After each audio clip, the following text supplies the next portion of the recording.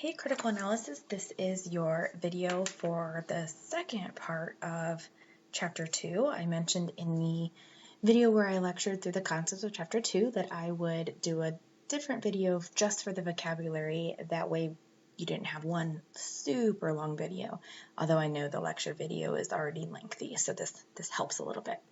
Okay, so we are going to be in the content area. We're going to go back into our Week 4, Chapter 2 folder, and at this time, I'll go back real quick. At this time, you will be able to see the original Chapter 2 Week 4 video is already uploaded in there.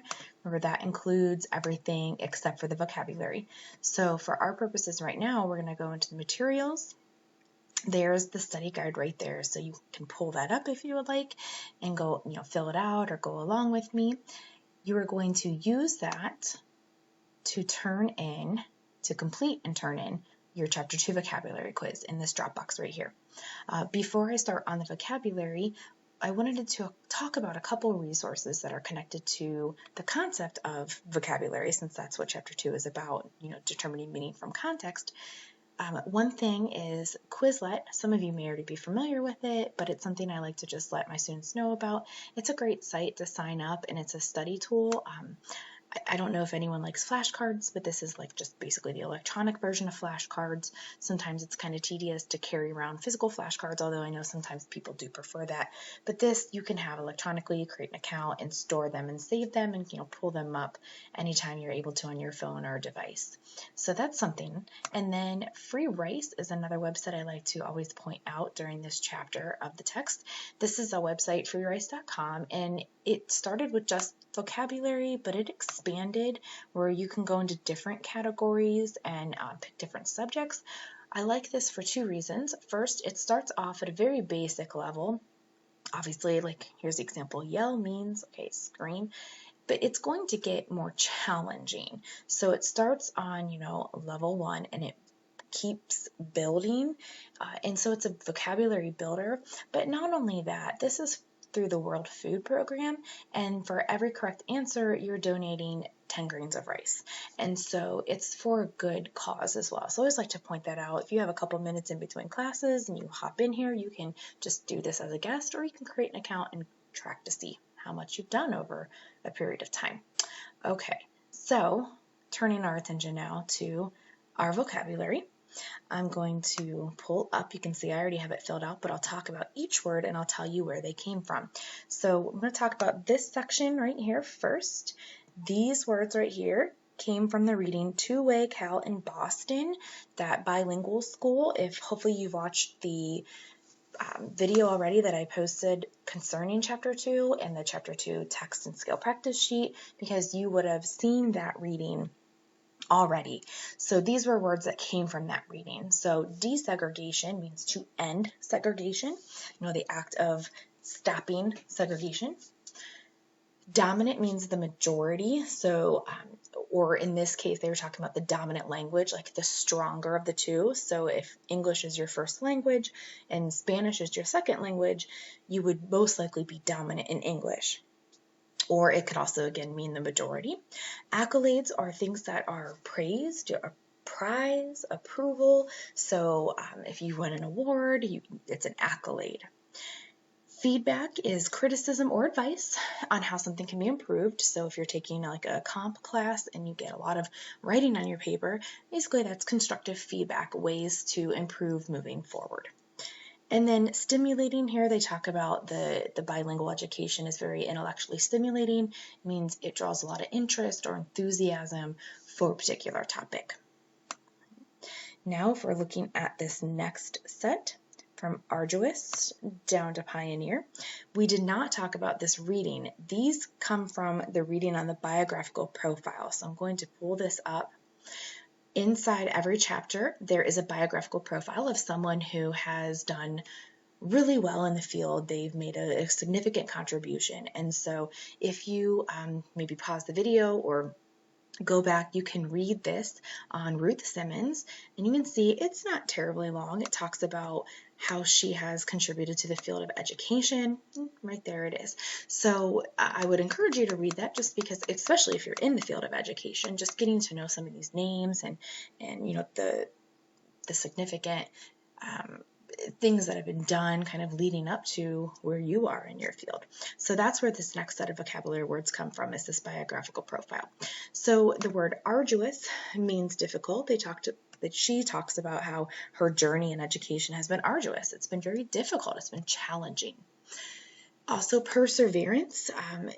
She had to learn perseverance, to stick with something. To persevere means even though things get difficult or rough, you still stick with it, you persevere. Subservient means to be under. So there's different ways to view this. Sometimes in corporate America, you have like subservient. You're subservient to someone above you. That's how a lot of structures are set up.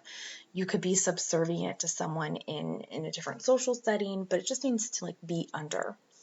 Scholar, in the Ruth Simmons biographical profile, it talks about how she is a scholar. She's an academic or researcher. She is someone who does research in the field, writes about it, reads about it. And then pioneer is someone who did something first. They kind of were groundbreaking, so they're a pioneer in the field. All right, so that is the first side of your vocabulary study guide for Chapter 2. Those came from your two-way Cal in Boston, and then the biographical profile right there. So if we scroll down, we're going to get our next set of vocabulary terms. Okay, so here we have another two sets where they're coming from intrinsic down to paraprofessional. These come from should we reward good grades with money and prizes. So it's another reading that you would have hopefully already seen and read, because we talked about it in the Chapter 2 lecture video, and it's on your text and skill practice. So in here, intrinsic, you'll see in that is basic or internal. So they talk about like intrinsic motivation. That's something that comes from within. So you're not motivated by like money or grades, because those are external, those are extrinsic to you. You have an intrinsic or an internal motivation. Maybe you were motivated by a feeling of accomplishment. You are motivated by wanting to be proud of yourself. Diligent just means working hard, to be a hard worker. And then paraprofessional, they talk about how paraprofessional in the classroom is someone who, they don't have a license, and they may have maybe like an associate's degree, but in education in particular, you would need a bachelor's degree to be a licensed teacher. You may also find paraprofessionals in the law field, so they don't have a certain license to practice education or to practice law, but they have specific tasks in those settings that are still really valuable to the overall, operation, so to speak, of the classroom or the courtroom. Okay.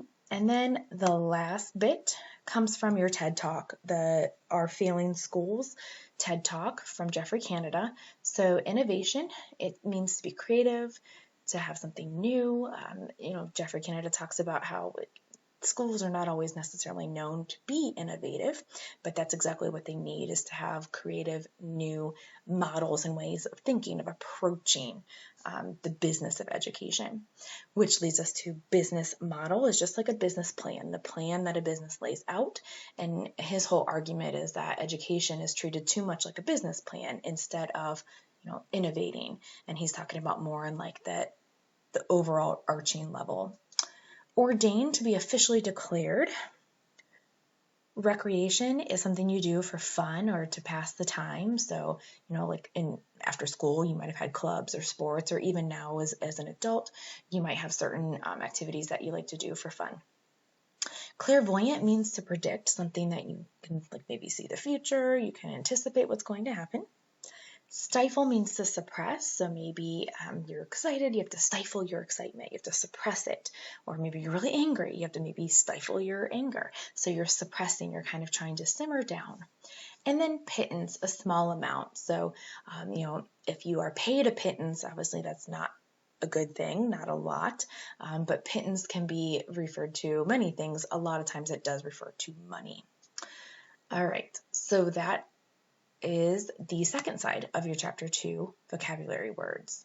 So you again have your copy inside the Blackboard course under the materials for week 2. So using your study guide, using your text, you're going to pull up the chapter 2 vocabulary quiz, which I have right here, and you're going to fill out using the words for chapter 2.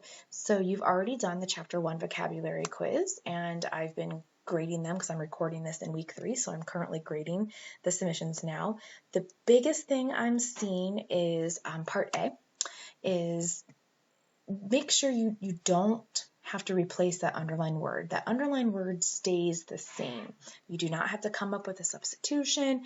You keep that underlined word the same and you just fix the rest of the sentence. So for instance, again, I'll do the first one with you. The arduous task was easily accomplished by the team. Well, in our study guide, we went over and we saw that arduous means difficult. So if I go back into my sentence, I'm like, the arduous task, the difficult task was easily accomplished by the team. I know that doesn't sound right. So I'm going to leave the word arduous in there, and then I'm going to fix something about the rest of this sentence so that it makes it so it's using this word correctly. And now remember, one of these, we know this one's not correct.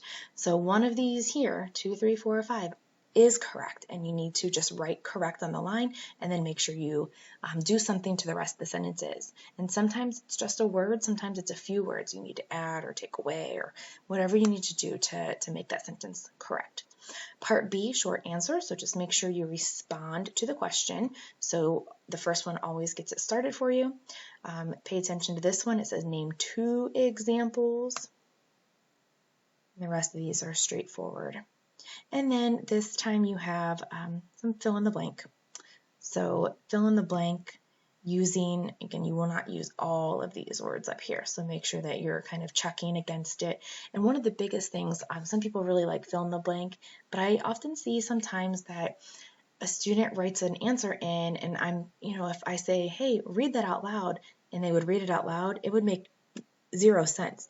So my biggest advice for the fill in the blank section is once you put your answer in, read it aloud. Make sure that it makes sense with your chosen word in the blank. And if it doesn't, then that's a clue that you need to swap it out for another option. All right, and so like the rest of these assignments that I already talked about in the previous video, these both here are due by Sunday the 14th. So is your chapter 2 vocabulary quiz. So you'll go in, you'll see again that it's due on the 14th. You'll browse, find it, and upload it. All right, hope everyone has a great week. Bye.